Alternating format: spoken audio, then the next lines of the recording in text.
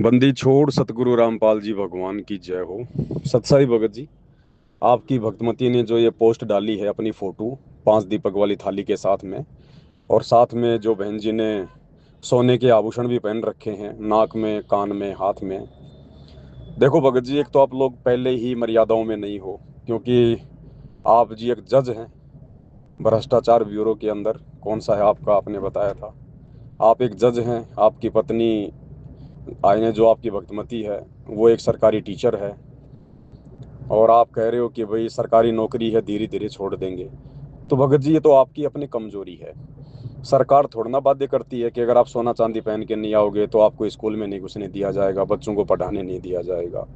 ये तो इस बहन की अपनी खुद की कमजोरी है, ये लोकलाज में है, ज्ञान को आधार नहीं बना पा रही। ये सोचती है भैया अगर मैं बिना सोने चांदी के स्कूल में जाऊंगी तो मेरे जो साथी टीचर हैं मेरे बारे में क्या सोचेंगे, क्या कहेंगे। तो ये तो लोकलाज है भगत जी, जो सबसे बड़ी बीमारी है भक्ति मार्ग में।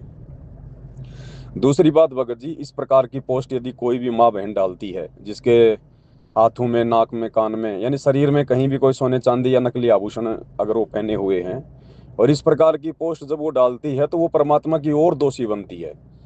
क्योंकि दूसरी माता बहनों को जो अभी ज्ञान में थोड़ी कमजोर हैं, उनको थोड़ा सा फिर हिम्मत मिलती है कि देखो जी, सात संगति में तो और भी लोग सोना चांदी पहन रहे हैं, फिर हमें क्या दिक्कत है।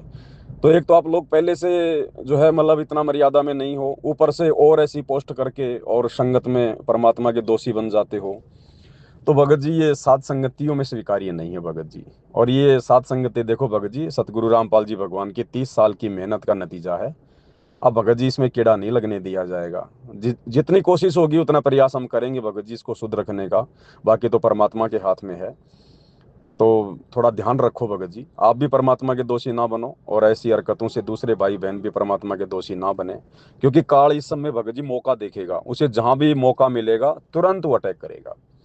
दूसरी बात भगत जी, आप कह रहे हो कि धीरे धीरे छोड़ देगी बहन जी, ऐसा नहीं है भगत जी, भक्ति मार्ग में ऐसा नहीं चलता है। गुरुदेव कहते हैं, समझा है तो सिर धर पाऊं, बहुर नहीं रहे ऐसा दाव।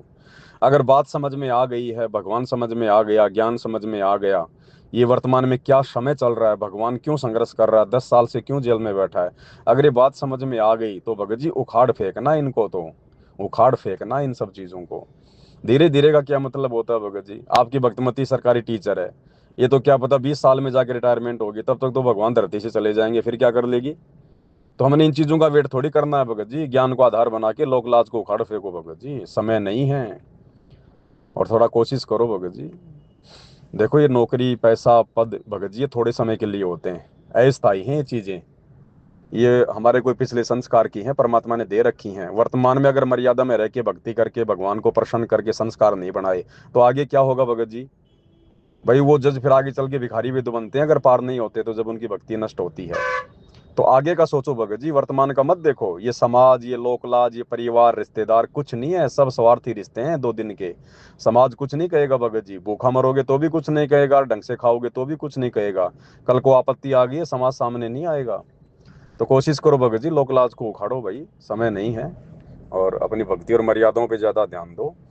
और ये सात संगति है भगत जी, आपको पता है यहाँ पर कोई भी अगर गलती करेगा, जिस गलती के कारण परमात्मा के बच्चों के ऊपर किसी भी प्रकार का कोई भी असर पड़े, तो भगत जी देखो, गलतियां सार्वजनिक की जाती हैं। वो चाहे गलती मैं करूं, चाहे आप करो, चाहे कोई जी करो।